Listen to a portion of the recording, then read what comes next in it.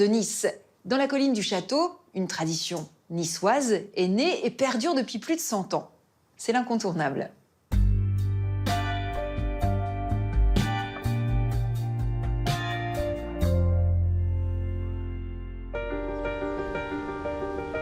Nice et sa promenade des Anglais. Ce panorama de la ville est sans doute le plus connu. On l'admire depuis la colline du château de Nice, haute de 92 mètres. Son belvédère domine le vieux centre. De l'autre côté, une terrasse surplombe le port. Les Grecs choisirent cette colline pour fonder la ville il y a quelques millénaires. Elle abrita ensuite la cité médiévale, mais son château fut entièrement détruit par les troupes de Louis XIV. Depuis le 19e siècle, la colline accueille un parc aux essences méditerranéennes. Incontournable colline du château de Nice qui cache une toute autre histoire. Celle d'un coup de canon qui, aujourd'hui encore, résonne dans les estomacs niçois. Tous les midis, sous un soleil de plomb ou sous la pluie, Philippe Arnello gravit la colline du château de Nice. Voilà, j'arrive suffisamment à l'avance pour ne pas être en retard. On a un petit local où sont stockés les marrons.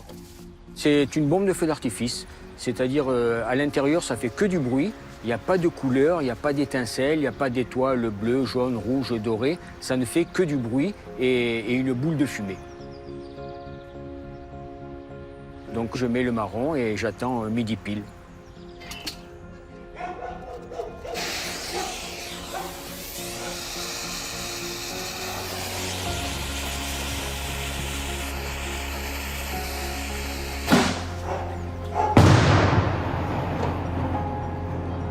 Nice est la seule ville à rythmer ainsi les journées. Une coquetterie dont bien peu de monde connaît l'origine.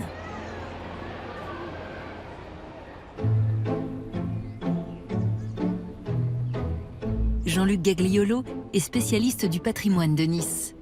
Il nous replonge à la fin du 19e siècle. La cité devient alors un lieu de villégiature. On construit théâtre et opéra. Les artistes affluent et se mêlent aux étrangers qui viennent profiter de la douceur hivernale, ceux qu'on appelle les hivernants. Les hivernants au XIXe siècle, ce sont principalement des Anglais, mais aussi des Russes.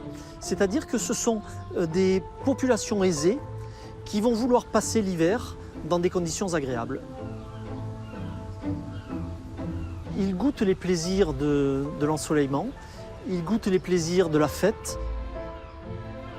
Parmi ces hivernants britanniques, nous avons un lord écossais qui s'appelle Sir Thomas Coventry.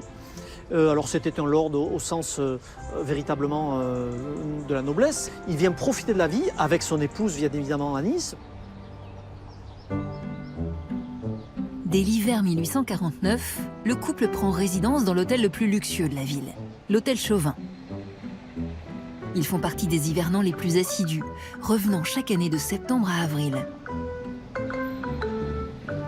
L'épouse de Sir Coventry, elle était tombée comme son époux d'ailleurs, amoureuse de cette Riviera française. Et de ce fait, elle avait du mal à rentrer.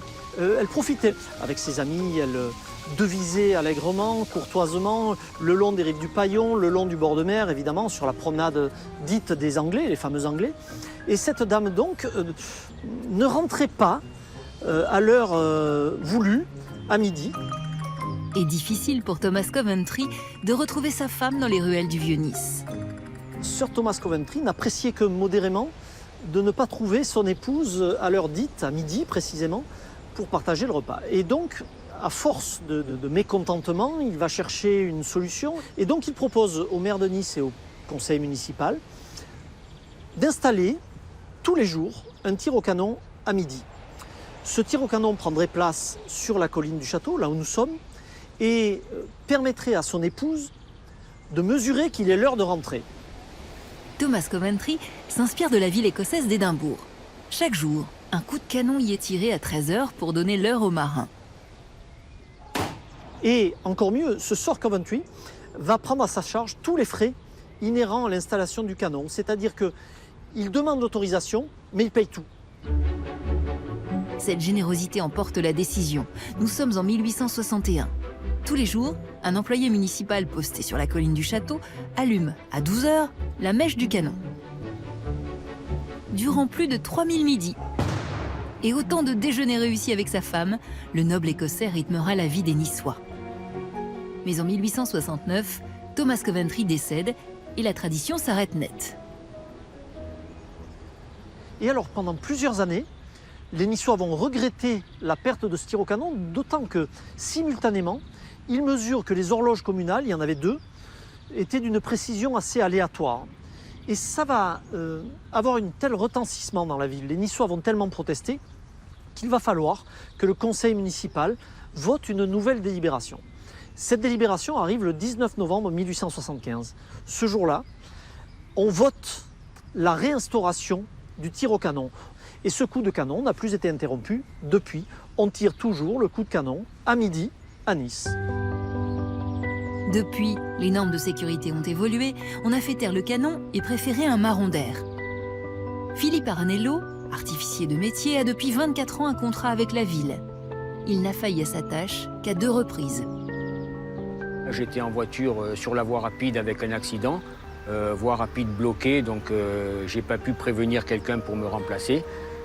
Et donc il n'y a pas eu de tir. Et une autre fois, il y avait une manifestation d'infirmières. Et là aussi, tout était bloqué et j'ai pas pu tirer non plus. Ces jours-là, le Standard de Nice Matin fut pris d'assaut. L'histoire ne nous dit pas cependant si les Niçois oublièrent de manger. Et voilà, vous pourrez éclairer vos proches maintenant sur ces coups de canon si jamais vous allez en vacances à Nice prochainement. C'est